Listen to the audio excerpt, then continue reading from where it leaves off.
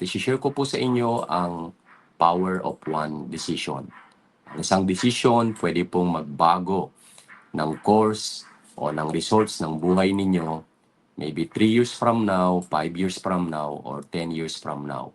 Hindi po ba tayo nagtataka na po pwedeng parehong sitwasyon, parehong profesyon o pareho ng ginagawa ang dalawang tao pero lilipas ang 5 taon or 10 taon and totally magkaiba ang buhay ng bawat isa kasi po nakasalalay po ito sa magiging desisyon po natin sa ating mga buhay, no? So, ang buhay po natin ngayon ay resulta po yan ng decision po natin na ginawa sa mga nakaraan.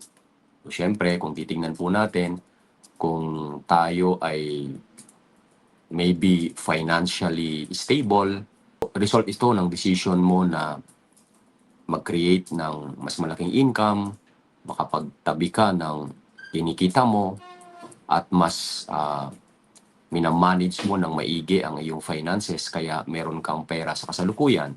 So, resulta yon ng decision mo na talagang i-manage wisely ang pera mo, no? At sa kabaligtaran naman, kung ikaw ay maybe baon sa utang o kung ikaw ay hindi financially stable, pwedeng hindi mo kasi in-increasean ang income mo.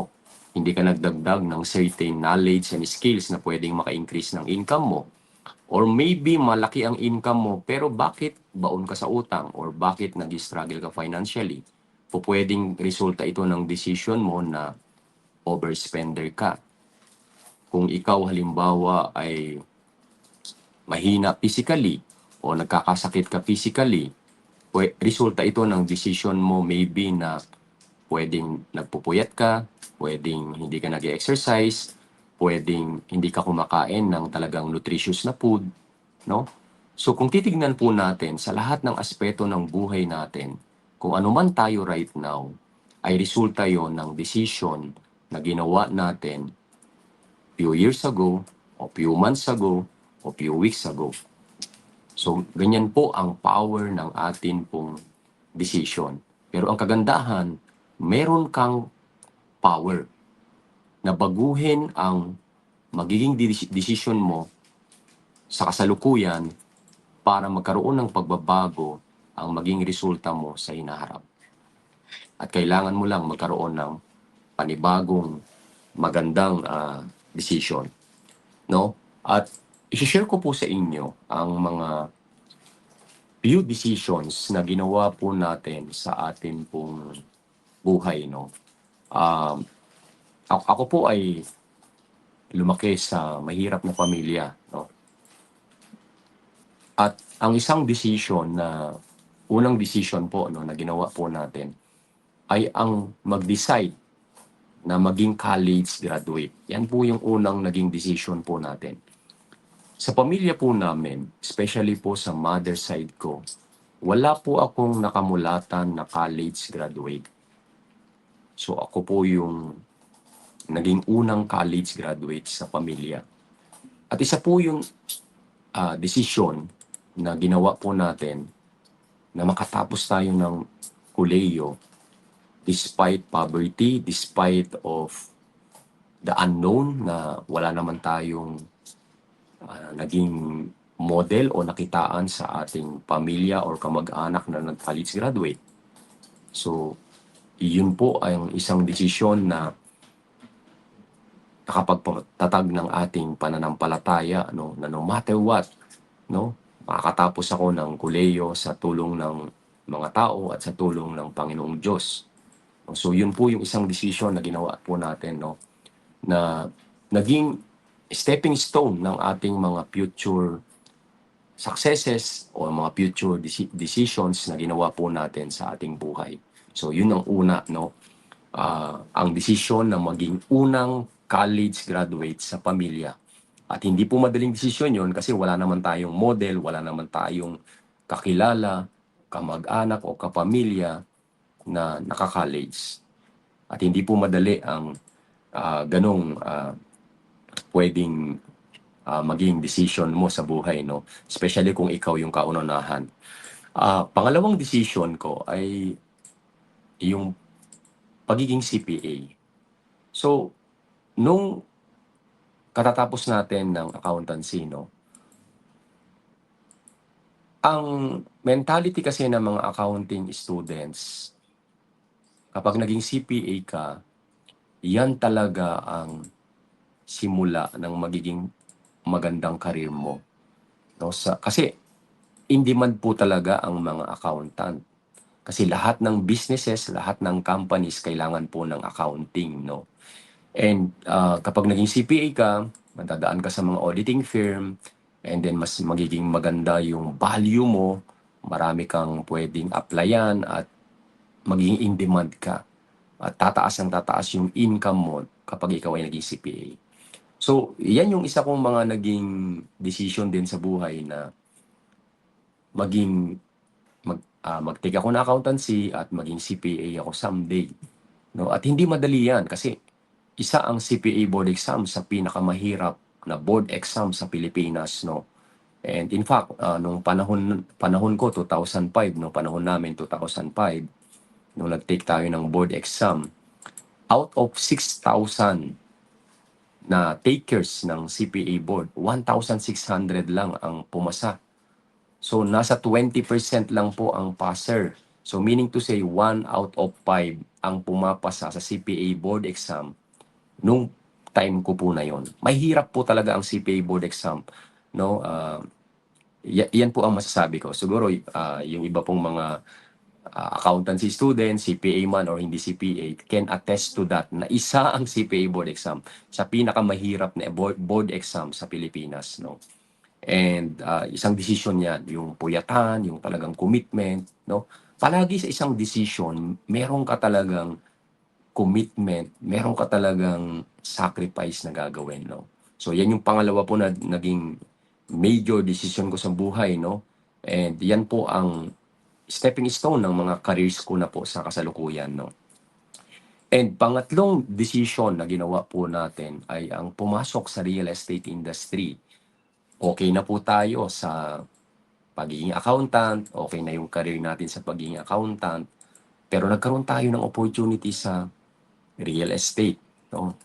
Hindi po siya madaling decision kasi kung ikaw ay sumusweldo na ng sapat at okay na para sa iyo o para sa iyong pamilya, no? Yung hindi naman certain, hindi naman sigurado nakikitain sa real estate, it's also a decision, no, to take, no, sa pagpasok natin sa real estate industry, no, na kaya naman tayo nag-real estate tayo and then ginawa natin itong part-time. At in relation sa decision na yan, isa pang decision ang ginawa natin na talaga nakapagpabago ng ating karera, no? At yun ang pag full-time sa real estate. Sa first 3 years ko na part-time, it's more on testing the waters, kumbaga, no, sa real estate. Hindi natin alam kung anong mangyayari. Kaya naman tayo nagtatrabaho pa din, and then meron kami mga traditional business that time. So hindi pa talaga natin tinitignan na ang real estate ay long-term career during that time. Pero yun nga, dumating sa punto na nag-decide tayo na mag full-time sa real estate. At ito na yung pinaka nakakakaba na decision sa buhay natin, no. Siyempre ako po may asawa na ako during that time, no. And of course, siyempre pag meron kang starting family, kailangan ng seguridad sa financial aspect ng buhay mo, no. And hindi rin naging madali yung decision na yon. Pero I remember a certain lesson sa libro na Think and Grow Rich ni Napoleon Hill. I don't know kung nabasa niyo po ba yung Think and Grow Rich or may idea kayo. Na meron doong ano po no na story no na during the Vietnam War, parang ganoon, during the Vietnam War, yung mga sundalo no ng Amerikano ano yung kanilang ah, yung kanilang head no o parang kapitan nila sa barko no Ang ginawa niya nung nakadaong na sila doon sa enemy line, sinunog niya yung barko nila. And he told his soldiers, his comrades, no, sinabi niya na, it's either we win or we die. It's either we win or we die. Alam nyo, kapag nandun ka pala sa ganong mentality na winning na lang ang option mo at hindi ka pwedeng matalo, dun mo ibibigay talaga yung 100% mo. Kaya na-realize ko, o nga no, it's either I win or I die, or it's either I win in real estate, or I change my mind at mag-stuck ako sa pagiging accountant, o okay naman yung sweldo, pero yung trabaho, yung nire-require na trabaho, yung stress na nire-require, no, ay mas nagpiprevail yung pwedeng reward ng financial freedom na ma-achieve ko kapag nag-real estate ako. Madalas, ang mentality natin, paano kapag hindi nag-workout yung gagawin ko? Pero hindi mo ba natanong sa sarili mo, o hindi ba natin natanong sa mga sarili natin, what if it will work out? Lalo kung matagal na po tayo nagtatrabaho at wala namang nangyayari sa financial aspect of our life, palagi tayong baon sa utang, palagi tayong kapos, talo ka na eh. Ano pa bang matatalo sa iyo kung ipaglalaban mo yung dreams mo na yon, o yung pangarap mo na yon, para sa opportunity na yon? What if manalo ka dun? What if ma-achieve mo yung certain financial freedom na yon? Hindi mo yun malalaman kung hindi ka magdi-design para sa sarili mo. At ganun din po ang ginawa ko. Sabi ko sa sarili ko, hindi naman kami magugutom kasi nagkatrabaho naman yung wife ko that time, si wife ko that time. Kaya kahit hindi ako makabenta, marami akong panahon para matuto, marami akong time para mag-grow dito sa real estate industry na to. And 10 years ang nakalipas, more than 10 years ang nakalipas, at tama yung mga naging decision na yon. Marami akong kasabay sa parehong industry, pero after 10 years, magkakaiba na ang mga situations namin. Yung iba tumigil na sa real estate, yung iba hindi pa rin nila na-discover kung paano mag-succeed sa industry na to. And tayo, we flourish because of that decision. Because of that decision. And lastly, ang isa pang decision na ginawa natin ay ang pag-build sa RRCT Realty. Pag-build sa RRCT Realty. With the intention na hindi lang dapat kami ni wife ko ang umasenso sa real estate. Kung hindi, yung mga tao na naghahanap ng oportunidad, gustong maging salesperson, gustong maging ahente, makatulong sa mga kapwa Pilipino na magkaroon ng sariling bahay,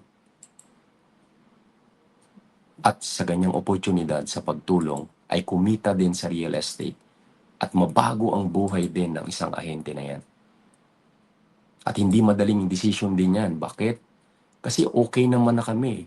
Hindi naman madaling mag-handle din ng tao. Iba-ibang klase ng attitude, iba-ibang klase ng magiging coaching style mo sa kanila. May okay, o maraming okay, pero meron ding mga iilan na hindi okay. So it's always a challenge. At sa decision na yan na, magpag-grow ng RCT Realty, na dumami tayo, hindi po madali. Marami tayo na encounter na mga nag-ahente rin sa atin na hindi pareho ng ating prinsipyo, ng hindi pareho ng perspective sa atin. And may mga instances na nagka-clash doon sa mga area na yon. At minsan, masasabi mo sa sarili mo, bakit ko ba kailangan pa mag-handle ng tao? Dagdag stress lang din ang leadership. Pero bumabalik ka pa rin sa position na, what if tumigil ka, may mga naghahanap na tao na gustong umasenso na pareho kayo ng vision, pareho kayo ng mission, pareho kayo ng perspective, pareho kayo ng pinaniniwalaan, not necessarily totally pareho na pinaniniwalaan. What if may mga tao na gano'n, na naghahanap lang ng tamang environment? At isa ang RCT Realty doon. Kaya yun din ang pinaguhugutan po natin, no, ng ating lakas, ng ating inspiration, na baka merong mga certain people na nangangailangan ng RRCT Realty na maging environment nila para sila ay mag-succeed. Kasi napaka-importante ng tamang environment, no? Sabi nga, no, kapag daw pumunta ka raw sa palengke, sa mga bentahan ng isda, mag-aamoy isda ka kahit hindi ka nagbenta ng isda. Pagka daw pupunta ka sa bentahan ng pabango, afterwards, maaamoy sa yung pabango. So kapag napunta ka naman sa, let's say, sa mga chismosa o sa mga negative na tao, pwedeng mahawa ka din. Yan po ang key o importance ng tamang environment, no? So yan po yung mga ginawa po nating decision, no? So bakit po ba maraming tao ang hindi makapag-decide? Halimbawa sa atin, marami tayong na-orient, pero hindi naman sila nagko-continue, no? Ano ba yung mga reasons bakit hindi sila makapag-decide? So, share ko po sa inyo. Number one, they wait until ready. So, bakit hindi makapag-decide? Kasi naghihintay ka hanggang maging ready. Alam mo, never dumating na magiging ready po tayo. Never na dumating ang perfect situation. No? Napansin mo ba, parang yung kwento ko nga nung nakaraan, no? Every time meron kang excuses, no? Sir, kasi hindi ko pa masimulan kasi ganito. Tapos natapos na ang isang buwan, natapos na ang ilang buwan, natapos na ang isang taon, pareho pa din ang excuse mo. Pareho pa din ang excuse mo na, busy kasi ako, sir, marami pang ginagawa. Sino ba ang hindi busy?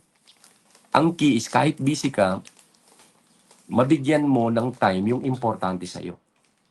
Kaya mo sinasabing busy ka kasi nga hindi mo pa ito nakikita na importante. Kasi kung ay importante sa'yo ang isang bagay, bibigyan mo yan ng panahon. O let's say may emergency o may na-hospital, di ba? Kahit sobrang busy ka, kailangan ka doon sa hospital kasi importante sa iyo 'yon. Kung meron kang utang na kailangang bayaran, importante sa iyo na bayaran 'yon o gumawa ka ng paraan. No? Basta importante sa iyo, meron kang time diyan. The reason na sinasabi ng karamihan na busy sila kasi nga hindi pa nila nakikita na importante ito. Kailangan mong makita na importante ito. No? Especially kung halimbawa hindi mo makita na pwede ka palang kumita ng malaki, yun dapat ang maging perspective mo. Okay? So naghihintay tayo kung kailan tayo maging ready, no? Hindi po mangyayari yun. Number 2, fear of making the wrong decision. Baka kasi magkamali ako. Baka magkamali na naman ako. Nag-networking ako dati, nag-insurance ako dati, nag-direct selling ako, nag-food cart ako, kung ano-anong pinasok ko. Baka magkamali ako sa decision ko ulit. Ganun po talaga. Magkakamalit po tayo palagi. Kailangan na natin sumubok na sumubok. Palagi pong may pagkakamali. Huwag po kayong matakot na magkamali sa decision na yon. Kasi yun nga, what if tama na yung decision mo na yon? Paano mo malalamang tama kung ayaw mo simulan dahil natatakot ka na baka maging mali ang decision mo? Number 3, no?